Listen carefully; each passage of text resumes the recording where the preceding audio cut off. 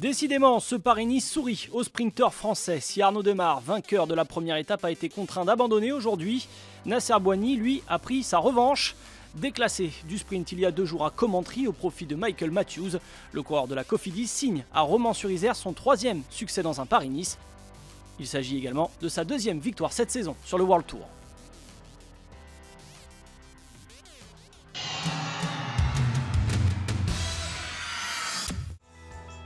Retour sur la route aujourd'hui pour le peloton du Paris-Nice. Un peu de flottement au départ de Julien Nas, quelques coureurs qui manquent la signature, une petite trentaine, mais tous ne vont pas abandonner ce matin. Ajoutez à cela une chute survenue avant le départ et le peloton a grappillé quelques hectomètres avant le départ réel. Tout est rapidement rentré dans l'ordre, pas de grosses difficultés sur ce tracé de 195 km vers Romans-sur-Isère. Et 4 hommes prennent la poudre d'escampette au kilomètre 6. On retrouve à l'avant Florian Vachon, le coureur de Fortunéo, le mieux classé au général parmi les échappés. Evadas Siskevicius, parti déjà dans l'échappée il y a 2 jours, est aussi présent pour l'équipe Delco Marseille-Provence. L'équipe Dimension Data est représentée par Matthew Bremer, l'Irlandais. Enfin déjà vainqueur dans la région en 2011 à Belleville en Beaujolais, Thomas Voeckler de Direct Energy a pris lui aussi son billet de sortie. Les fuyards ne vont jamais compter plus de 5 minutes d'avance au fil des kilomètres. Dans la côte de Saint-Uz, dont le sommet est situé à 30 km de l'arrivée et classé en 2e catégorie, les hommes forts se dévoilent et Thomas Voeckler passe à l'attaque.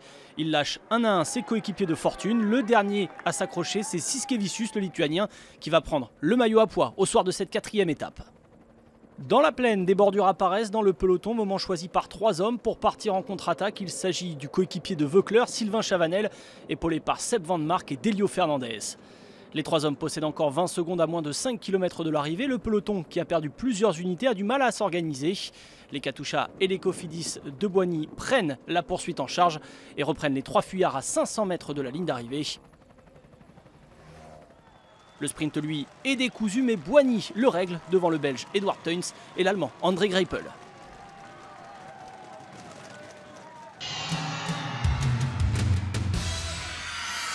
Journée difficile, très vallonnée. L'équipe a fait un super boulot, j'ai été emmené sur un fauteuil. J'étais encore 4 devant moi à 1,5 km de l'arrivée. Ensuite, à la dernière chicane, je perds la route Christophe Laporte. Je me retrouve en 3e position. Et je fais l'effort environ à 200 mètres de la ligne. Nasser Boigny règle donc ce sprint bien garni à Romans-sur-Isère face à Greipel, Christophe, Matthews, Swift, rien que ça.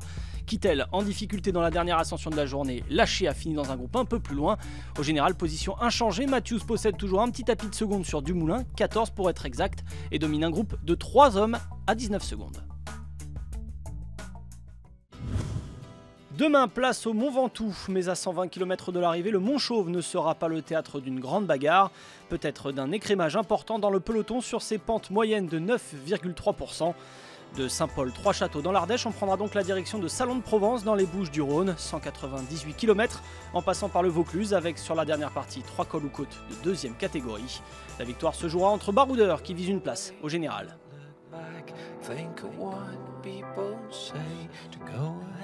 Live your life with no regard to what is said. Hey, to what is said.